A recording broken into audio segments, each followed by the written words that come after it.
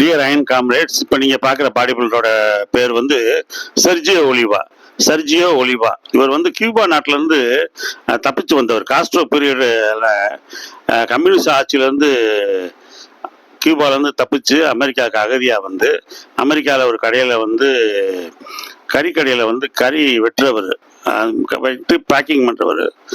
அதில் ஏற்றின உடம்பு ஒரு நாளைக்கு 2 கிலோ பீஃபு சாப்பிட்டு ஏற்றின உடம்பு. 3 டைம்ஸ் மிஸ்டர் ஒலிம்பியா வாங்கினவர்.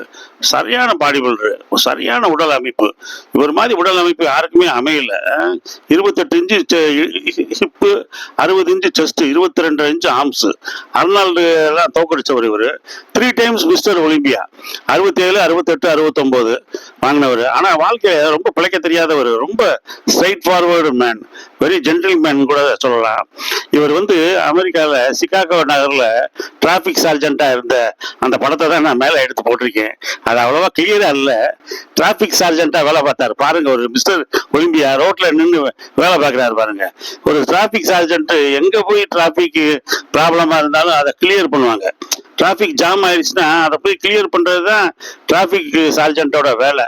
ஆனால் ஒலிவா எங்கே போனாலும் மக்கள் கூட்டம் கூட்டமாக வந்துடுறாங்களாம் அவரை பார்க்கறதுக்காகவே. அவ்வளோ பெரிய ஜெய்ஜாண்டிக்காக இருப்பார். 5 அடி 10 அங்குலம் அவர். அவருடைய height 60 inch chest, 22 inch arms, 28 inch இடுப்பு. பாருங்க எவ்வளோ கம்பீரமாக இருக்காரு பாருங்க ஒரு போலீஸ் ஆஃபீஸரா. அதை சொல்றதுக்கு தான் இந்த வீடியோவே போட்டேன். ரொம்ப அருமையான ஒரு ஒலிவா.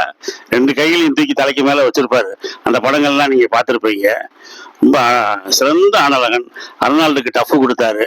ஆனால் வாழ்க்கையில் ஒரு பிழைக்க தெரியாத ஒரு மனிதன். தேங்க்யூ.